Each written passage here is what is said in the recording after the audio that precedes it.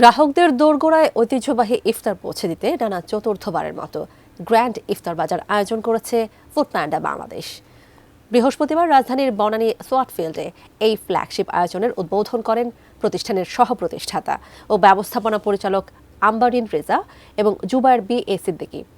এবারের আয়োজনে বিউটি লাচ্ছি, হাজি বিরিয়ানি ও মুসলিম সুইটসের মতো পুরান ও নতুন ঢাকার জনপ্রিয় সব রেস্টুরেন্ট অংশ নিয়েছে। এবার গ্রাহকরা ফুড প্যান্ডা অ্যাপের মাধ্যমে হোম ডেলিভারি বা পিক আপের পাশাপাশি সরাসরি ভেন্যুতে বসে ইফতার করার সুবিধাও পাবেন।